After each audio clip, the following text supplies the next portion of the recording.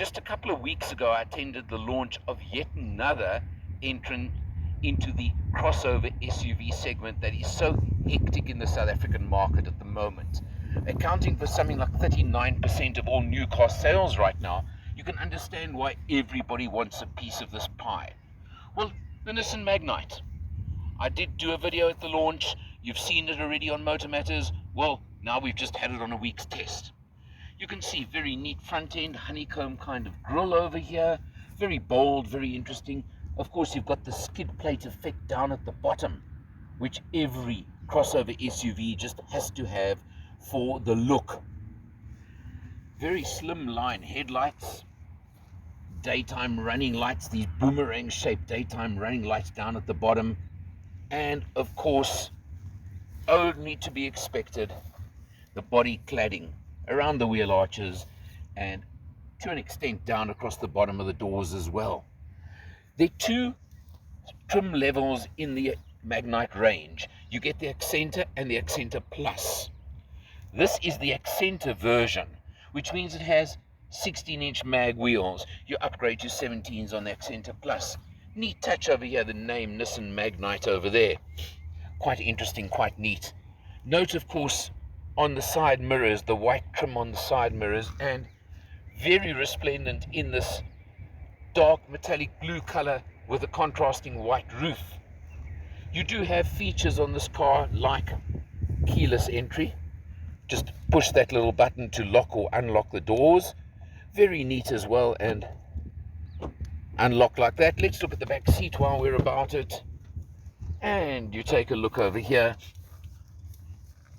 You'll see decent space, lap belt for the middle passenger, fair space in the back over here, good legroom considering the seat is set for myself as always. No USBs or anything for the back seat, but you've got to take into account the market we're looking at, and it's always so important. The cloth trim, contrasting colors, you can see the contrasting color on the door, for example. Very interesting, very neatly done.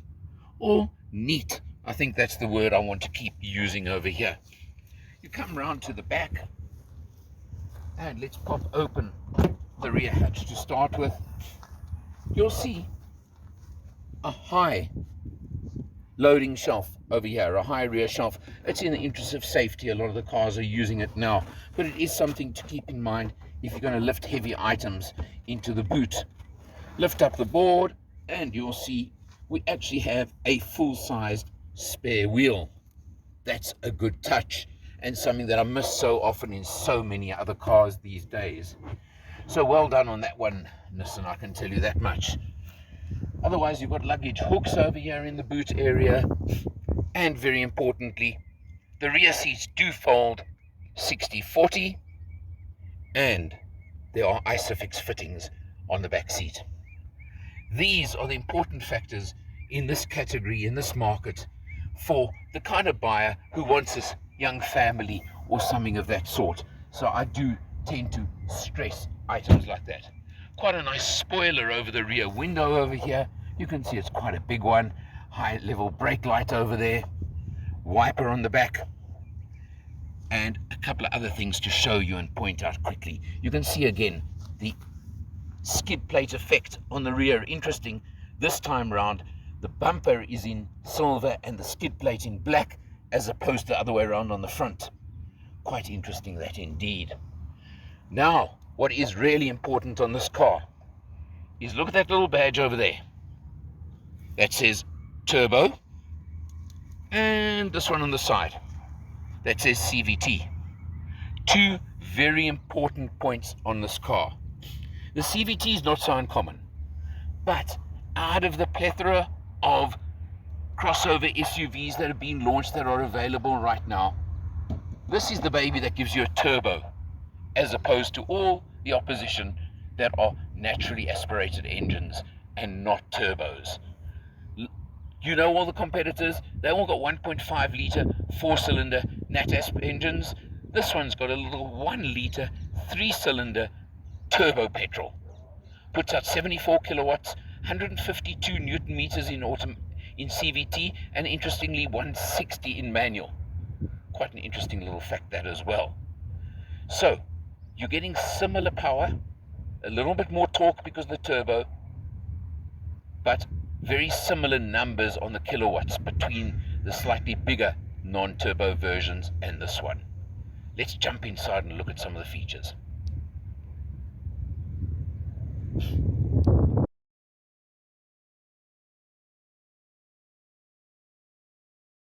Behind the driver's wheel, as we always start, let's look at the important figures. And the one that really you need to see is that 12.7 kilometers per litre. Another one that gives you kilometers per litre instead of litres per 100. But that's sort of 7.5 litres per 100. Now, you will see as I scroll through, don't worry about those numbers there, but I've got to press button. It takes a little while, unfortunately, but I've got to just scroll through, and you will see that we've done 310 kilometers on this test at that number. Another very interesting feature I must show you on the car like this at this level is, look there, even a tire pressure monitor. And I think that's quite a nice feature indeed, and a nice one to have. You come down to the steering wheel over here, you'll see cruise control even. Wow, okay. And of course your other controls over here. All over there, all very neat.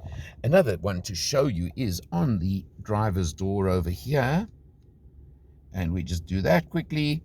Obviously your mirror controls, etc., that you would expect, but auto up and down for your driver's window as well. These are all features that are quite surprising in this car, and will be even more surprising when you hear the price. You've got a fairly flat bottom steering wheel over there, which again is very neat, very nice.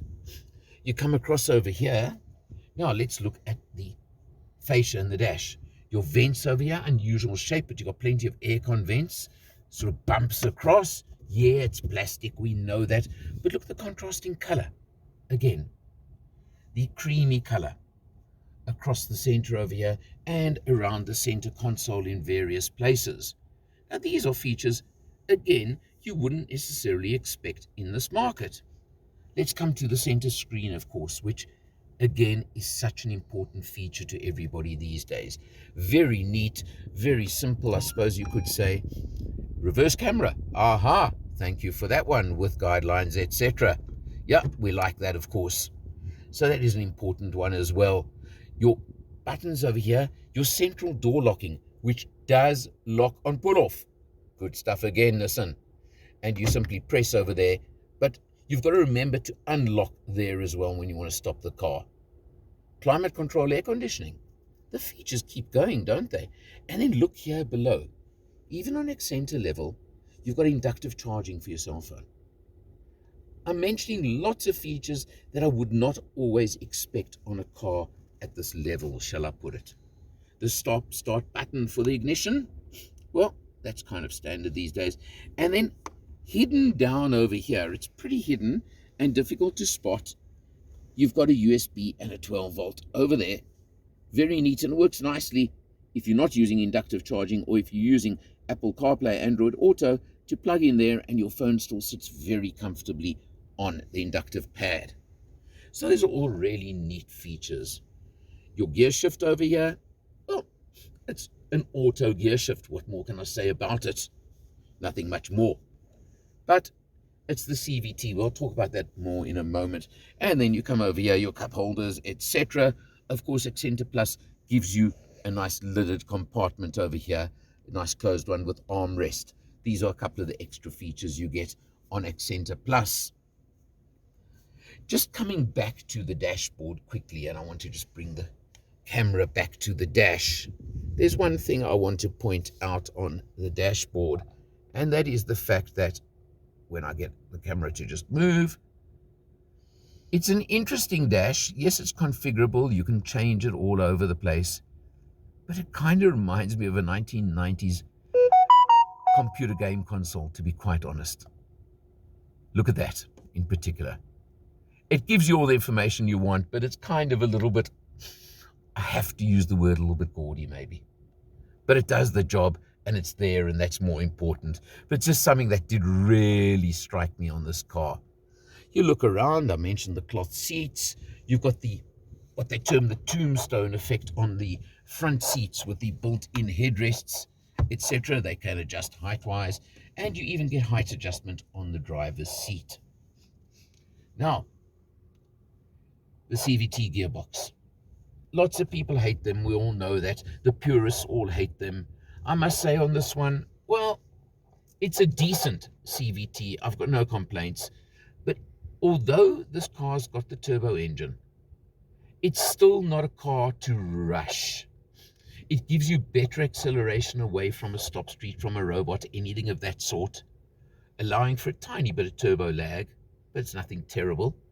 But it certainly gets it up and going a little bit quicker than the non-turbo opposition. Cruising on the highway, there's no real difference as far as I'm concerned. That stays pretty much the same, and they're very similar in that sense.